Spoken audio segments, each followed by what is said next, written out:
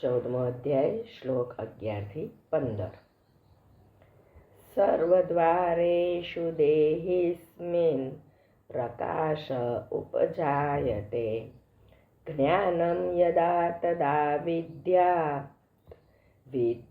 વિવૃદ્ધમ સત્વમેત્યુત લોભઃ પ્રવૃત્તિરારંભ કર્મણામશમસ્પૃહા રજસ્યેતાનિ જાયન્તે વિવૃદ્ધે ભરતર્ષભ અપ્રકાશો પ્રવૃત્તિશ્ચ પ્રમાદો મોહ એવ ચ તમસ્યેતાનિ જાયન્તે વિવૃદ્ધે કુરુ નંદનમ યદા સત્વે પ્રવૃદ્ધે તુ પ્રલયં યાતિ દેહભૃત તદોત્તમ વિદામ લોકાન મલાન પ્રતિપદ્યતે રજસી પ્રલયં ગત્વા કર્મસંગેષુ જાયતે તથા પ્રલીનસ્તમસી મૂઢયોનિષુ જાયતે. હવે એક શ્લોકનું જોઈએ. સર્વદ્વારેષુ દેહે અસ્મિન પ્રકાશઃ ઉપજાયતે જ્ઞાનમ યદા તદા વિદ્યાત વિવૃદ્ધમ સત્વમ ઇતિ ઉત. એટલે કે માટે જે વખતે આ દેહમાં તથા અંતઃકરણ અને ઇન્દ્રિયોમાં ચેતનતા અને વિવેક શક્તિ ઉપજે છે એ વખતે એમ સમજવું કે સત્વગુણ વધ્યો છે. એટલે અર્જુનને સમજાવે છે કૃષ્ણ ભગવાન કે સત્વગુણ વધ્યો છે એવું કેવી રીતે ખબર પડે અને કે રજોગુણ વધ્યો છે એવું કેવી રીતે ખબર પડે. તો એકના લક્ષણો બતાડે છે કે જ્યારે અંતઃકરણ અને ઇન્દ્રિયો સર્વ દ્વારેષુ એટલે એકચ્યુઅલમાં આપણા 9 દ્વાર છે આપણા શરીરમાં. આ 2 નાક, 2 કાન, 1 મોઢું, 1 ગુદાનો ભાગ, 1 આગળનો ભાગ એટલે 7 અને 2 આંખો એ 9. આ 9 દ્વાર છે કે જ્યાંથી બાહ્ય વસ્તુઓનું ગ્રહણ થાય છે. એમાંથી 5 ઇન્દ્રિયોનું થાય છે અને 2 કર્મેન્દ્રિયો, ગુદાનો ભાગ અને આગળનો પેશાબનો ભાગ એ 2 કર્મેન્દ્રિયમાં આવે છે અને બાકીની 5 ઇન્દ્રિયોમાં. એટલે કે સર્વ દ્વારેષુ આ 9 દ્વાર અને અંતઃકરણ અને ઇન્દ્રિયો એ બધામાંથી ચેતનતા અને વિવેક શક્તિ ઉપજે. એટલે કે આ બધા દ્વારોમાં ચેતનતા હોય અને એની અંદર વિવેક શક્તિ ઉપજે તો એમ સમજવું કે સત્વગુણ વધ્યો છે. હવે આમાં વિવેક શક્તિ ઉપજે એટલે શું? આંખોનો દ્વાર હોય અને એમાં વિવેક શક્તિ એટલે કે આપણે એવું જ જોઈએ કે જે આપણા અંતઃકરણ માટે સારું હોય. ઇન્દ્રિયો તો બધું જાતનું જોવાની ઈચ્છા કરશે, પણ આપણા માટે અંતઃકરણ માટે જે સારું હોય એ જ જુએ, એ વિવેક બુદ્ધિ. પછી કાન, તો કાન બી એવું જ સાંભળે કે જે આપણા અંતઃકરણ માટે સારું હોય. અને નાક, તો નાક પણ એવી જ સુગંધ લે કે સુવાસ લે કે જે આપણા અંતઃકરણ માટે સારું હોય, નહીં કે ઇન્દ્રિયોની ઈચ્છાથી. પછી મોઢું, તો મોઢું બી એવા જ શબ્દ બોલે કે જે આપણા અંતઃકરણ માટે સારા હોય. વિવેક ત્યારે જ આવે કે જ્યારે આપણે વિવેક બુદ્ધિથી બોલતા હોઈએ. પૂરા પ્રેઝન્સ ઓફ માઇન્ડ, આ વસ્તુ અહીંયા બોલાય કે ના બોલાય એવું બધું વિચારીને આપણે કરતા હોઈએ. પછી એટલે આટલી આ ઇન્દ્રિયો અને 2 મળદ્વારો, તો એમાંથી બી આપણે એવું જ ખાઈએ કે જેથી કરીને આ 2 મળદ્વારો પણ વ્યવસ્થિત સ્વસ્થ રહે, કે કચરો બધો કાઢી કાઢે અને પોષણવાળું જ આપણા શરીરમાં લે. એટલે આ બધામાં વિવેક બુદ્ધિ હોય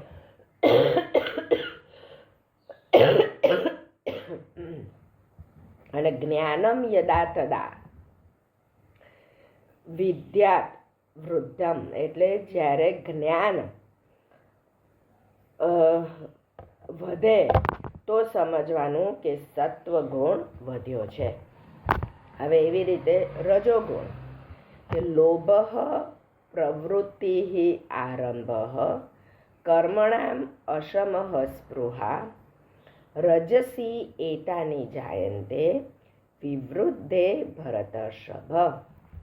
એટલે કે હે ભરતવંશીઓમાં શ્રેષ્ઠ, રજોગુણ વધતા લોભ પ્રવૃત્તિ કર્મોને સ્વાર્થ બુદ્ધિથી તેમજ સકામ ભાવે કરવા, અશાંતિ અને વિષયની લાલસા, આ સઘળું જન્મે છે. રજોગુણ વધે તો આ બધું વધે. એટલે કે લોભ પ્રવૃત્તિ, પોતાના સ્વાર્થ માટેના કામ, સકામ ભાવે કામ કરવા, સ્વાર્થ બુદ્ધિ, આ બધું રજોગુણની નિશાની છે. પછી કહે છે કે અપ્રકાશ અપ્રવૃત્તિ ચ પ્રમાદ મોહ એવ ચ તમસી એતાની જાયન્તે વિવૃદ્ધે કુરુનંદન. એટલે કહે છે કે હે કુરુનંદન, તમો ગુણ વધતા અંતઃકરણ અને ઇન્દ્રિયોમાં નિસ્તેજપણું, ચેતનતાનો અભાવ, કર્તવ્ય કર્મોમાં પ્રવૃત્ત ન થવું, પ્રમાદ અને નિદ્રા જેવી અંતઃકરણની મોહમાં નાખનારી વૃત્તિઓ, આ સઘળાય જન્મે છે. આ તમોગુણ કીધું. એટલે કે ઇન્દ્રિયોમાં નિસ્તેજપણો, કશું કરવાનું મન ના થાય, પડ્યા રહેવાનું મન થાય. જ્યારે માણસનો અંત સમય હોય ને, એટલે માંદગી હોય અને બહુ લાંબી માંદગી પછી અંત સમય આવતો હોય, તો આ તમોગુણ વધી જાય.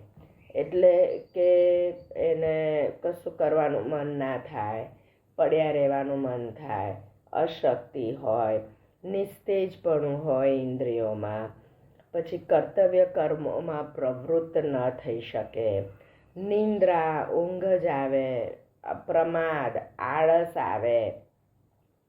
તો એ બધું અંતઃકરણની મોહમાં નાખનારી વૃત્તિઓ એ વધે તમોગુણ હોય ત્યારે. આ સઘળાનો જન્મ થાય છે.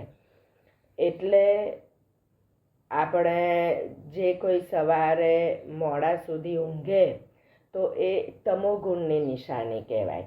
આપણે આપણી ઊંઘ સૂર્યોદયની પહેલાં આપણે ઉઠી જવું જોઈએ. તો એ રજોગુણ પણ આખા દિવસ માટેનો સારો રહેશે અને સત્વગુણની પણ વૃદ્ધિ થશે. કારણ કે સૂર્યોદય આપણે છે ને અર્થની બહુ મોટી એટલે મેગ્નેટિક ફિલ્ડ હોય છે, અને એ મેગ્નેટિક ફિલ્ડ આપણી બાયોલોજિકલ ક્લોકને ઇન્ફ્લુઅન્સ કરતી હોય છે.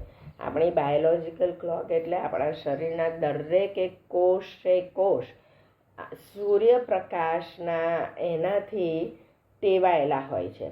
સૂર્યપ્રકાશ આવે, અજવાળું થાય એટલે આપણી નીંદર એટલે આંખ આપણી ખુલી જવી જોઈએ, અને સૂર્યપ્રકાશ ઓછું થાય, અંધારું થાય એટલે ત્યારે તમોગુણની વૃદ્ધિ થવી જોઈએ. સવારના સત્વગુણની વૃદ્ધિ થવી જોઈએ. પછી 10-11 વાગે એટલે રજોગુણની વૃદ્ધિ થાય કે આખા દિવસ માટેનું કામ કરવાનું છે. પછી સૂર્યાસ્ત થવા આવે એટલે પછી ધીરે ધીરે તમોગુણની વૃદ્ધિ થાય અને રાત પડે એટલે 10 વાગે એટલે નિંદ્રામાં જતું જ રહેવું પડે કારણ કે તમોગુણ નેચરલી ત્યારે વધી જતો હોય છે. આ આખા દિવસ દરમિયાનમાં આ ત્રણેયની વધઘટ આ રીતે થવી જરૂરી છે. તો જ આપણું શરીર બરાબર એને આરામ પણ મળે અને તાજગી સભર સવારે ઉઠી પણ શકાય. પછી કહે છે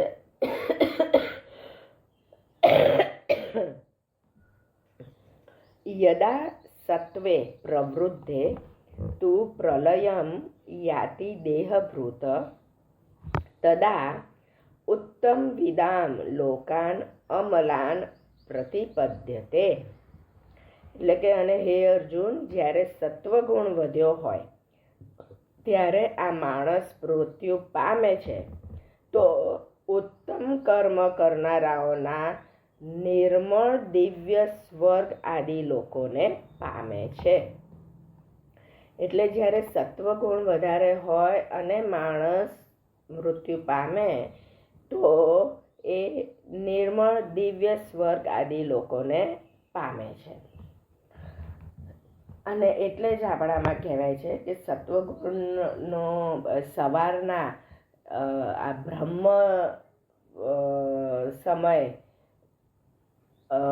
જો કોઈનું મૃત્યુ થાય તો એમાં એ વખતે સત્વગુણ વધારે રહેતો હોય છે અને એટલે એ સીધા સ્વર્ગલોકને પામે છે.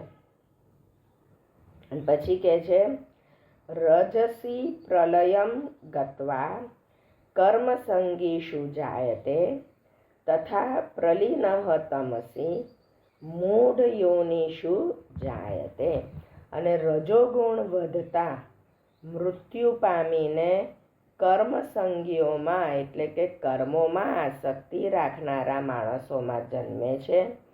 તથા તમોગુણ વધ્યો હોય ત્યારે મરણ પામેલો માણસ જંતુ પશુ જેવી મૂઢ યોનિઓમાં જન્મે છે. જો આપણા આ ભગવદ્ ગીતામાં કૃષ્ણએ આખો બધો વેદ અને બધા ઉપનિષદનો બધો સાર મૂકેલો છે.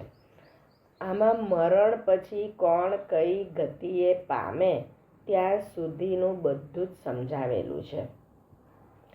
કહે છે કે રજોગુણ વધતા મૃત્યુ પામે એટલે કે દિવસના ટાઈમમાં કે જ્યારે દરેકના શરીરમાં રજોગુણ વધારે હોય કર્મ કરવાના સમયે એટલે કર્મ સંગીઓમાં અને કર્મોમાં આસક્તિ રાખનારા માણસોમાં જ્યારે રજોગુણ વધે છે તો અને ત્યારે મૃત્યુ થાય છે તો એ આવી રીતે જન્મ લે છે. અને તમોગુણ વધ્યો હોય અને ત્યારે મરણ પામેલો માણસ જંતુ પશુ જેવી મૂઢ યોનિઓમાં જન્મે છે. એટલે તમોગુણ વધેલો હોય એટલે રાત્રિના સ્ટાર્ટિંગના પ્રહરમાં જ્યારે કોઈનું શરીર છૂટે તો ત્યારે તમોગુણ વધેલો હોય અને એ તમોગુણ વધેલો હોય ત્યારે એના પછીનો જન્મ આવી રીતે જંતુ પશુ અને મૂઢ યોનિઓમાં થાય છે. એટલે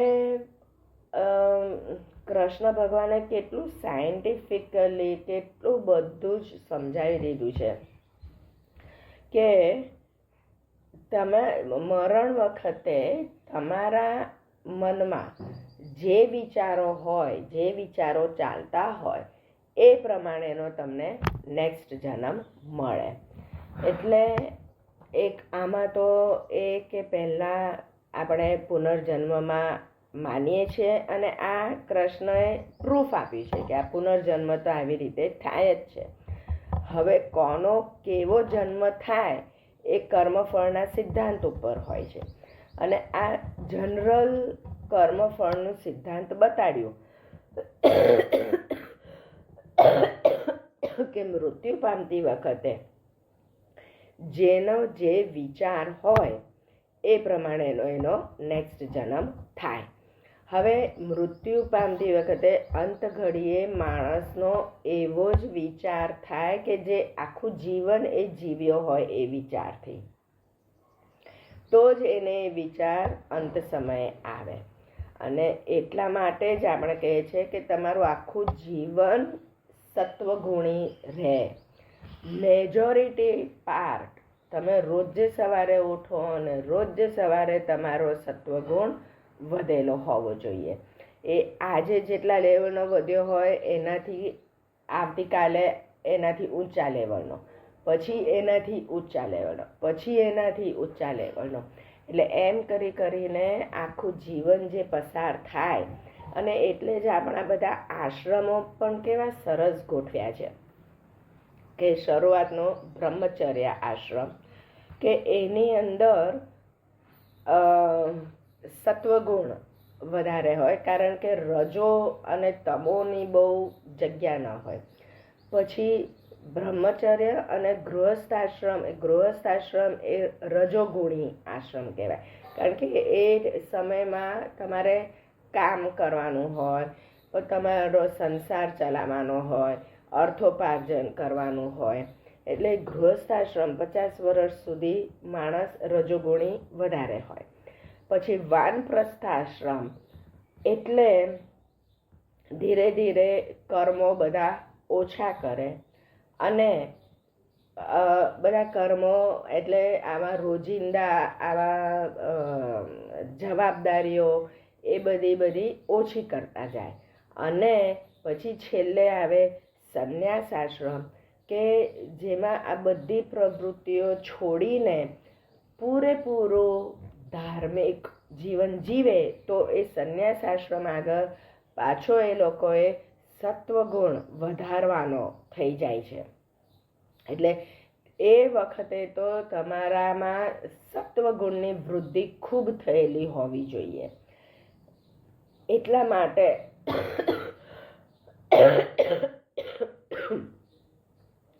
આપણા આ આશ્રમ વ્યવસ્થામાં એ વખતે સમય આપ્યો. હવે તમે સાંસારિક બાબતોમાંથી છુટકારો લઈને તમે સંન્યાસ આશ્રમ તરફ જાઓ.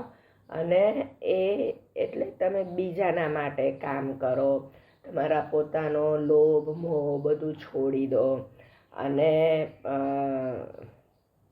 તમે બીજાના માટે કામ જ્યારે નિસ્વાર્થ ભાવે કરો ત્યારે તમારું સત્વગુણ વધે. અને એમ કરતાં કરતાં સત્વગુણ એટલું બધું વધે કે પછી છેલ્લે નોર્મલ કેસમાં પછી જ્યારે આ શરીર છોડવાનું આવે ત્યારે આપણા મગજમાં પણ સત્વગુણથી જ ભરેલું હોય. તો આપણને બીજો જન્મ આવો સ્વર્ગને એના માટે, એટલે આપણે પૃથ્વી પર કદાચ ન પણ આવવું પડે. એ સત્વગુણથી આપણે ભગવાન તરફ જઈએ, નિસ્વાર્થ ભાવે કરીએ, તો આપણે આ જીવન મરણના ચક્કરમાં પાછું પૃથ્વી પર ન આવવું પડે. એટલે આપણે આપણા બાળકને પણ એ જ કહેવાનું કે તું તારું જીવન જેટલું સત્વગુણી બને એટલું સત્વગુણી બનાવવાનું છે. બરાબર.